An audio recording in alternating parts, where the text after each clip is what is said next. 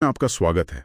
आज हमारे पास India post payments bank मतलब आईपीबीपी का एक अंदरूनी दस्तावेज है, एक एसओपी स्टैंडर्ड ऑपरेटिंग प्रोसीजर। बिल्कुल, ये एसओपी डेट है इसकी 26 अगस्त 2025।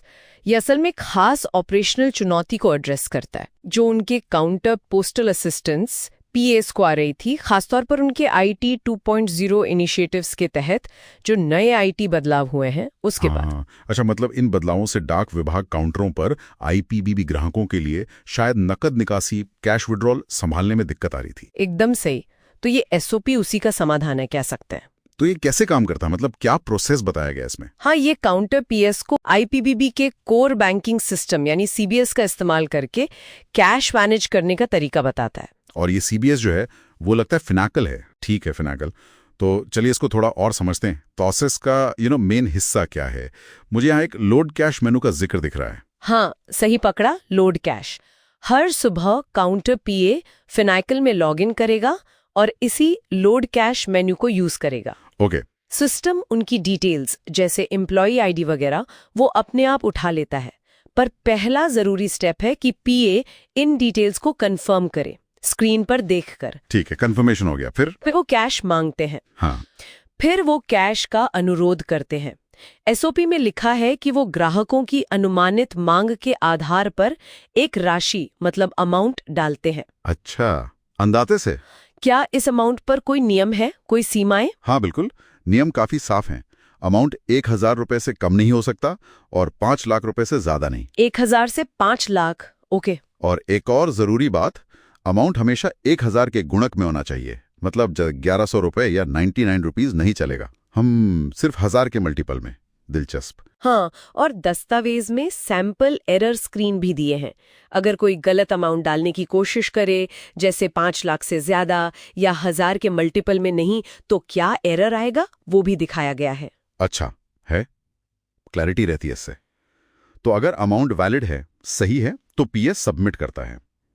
और फिर? हाँ, सबमिट करने पर एक सक्सेस मैसेज आता है, साथ में एक ट्रांजैक्शन आईडी भी। ठीक है, पर मान लीजिए दिन के दौरान कैश खत्म हो गया, ऐसा तो हो ही सकता है। अच्छा पॉइंट है। एसओपी कहता है कि पीए दिन में 5 बार तक, मतलब कुल मिला के 5 बार इस लोड कैश मेनू को दोबारा इस्तेमाल कर सकता है। 5 बार, ठीक है। लेकिन यहाँ एक और चेकिंग है, एक कंडीशन है। अच्छा। क्या कंडीशन? पीए दोबारा कैश तभी लोड कर सकता है जब उसके टेलर खाते का डेबिट बैलेंस मतलब नेगेटिव बैलेंस 2 लाख रुपए से कम हो। ओह, मतलब अगर 2 लाख रुपए या उससे ज्यादा का डेबिट बैलेंस है तो सिस्टम और कैश लोड करने की इजाजत नहीं देगा। बिल्कुल। और अच्छी बात यह है कि जब पीए मेन्यू खोलता है तो सिस्टम उसे करंट बैलेंस दिखाता है, तो उसे पता रहता है कि वो और कैश ले सकता है या नहीं। समझ गया। ये शायद एक तरह का रिस्क कंट्रोल मैकेनिज्म है कि एक काउंटर पर बहुत ज्यादा कैश ना हो जाए। हाँ, लगता तो यही है। तो ये तो हो गया दिन भर कैश लोड करने का तरीका।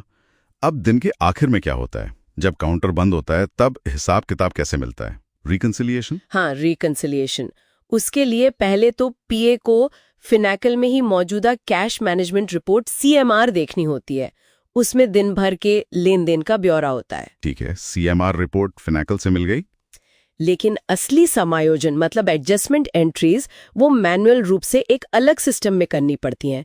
सिस्टम का नाम है ITA 2.0 एप्लीकेशन। अलग सिस्टम, ITA 2.0, फिनाकल में क्यों नहीं? का कारण नहीं बताया, पर अक्सर ऐसा होता है जब आप नई सिस्टम्स को पुरानी मौजूदा व्यवस्थाओं के साथ जोड़ते हैं। शायद फुल इंटीग्रेशन अभी पेंडिंग हो सकता है। तो इस ITA 2.0 में पीए को क्या करना होता है? उसमें बुकिंग सोल्यूशन के तहत 2 मैनुअल एंट्री पास करनी होती हैं। दिन भर में जितना कैश ग्राहकों ने जमा किया उसका टोटल वॉलेट एडजस्टमेंट्स रिसीट्स में डालना है। Okay, total deposit.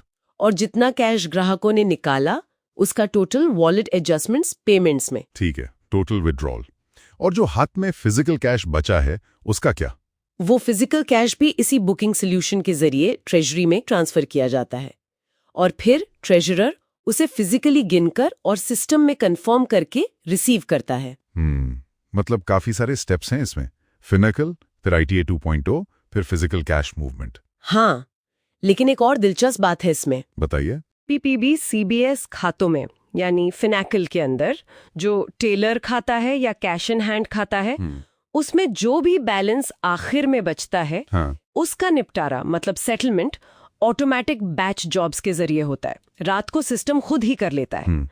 फिनैकल के अंदर सेटलमेंट के लिए कोई और मैनुअल एंट्री करने की जरूरत नहीं है। ओह, ये इंटरेस्टिंग है। तो मतलब फिनैकल अपना हिसाब रात को खुद बराबर कर लेता है, लेकिन दिन के ऑपरेशनल मिलान के लिए ITA 2.0 पर निर्भरता है।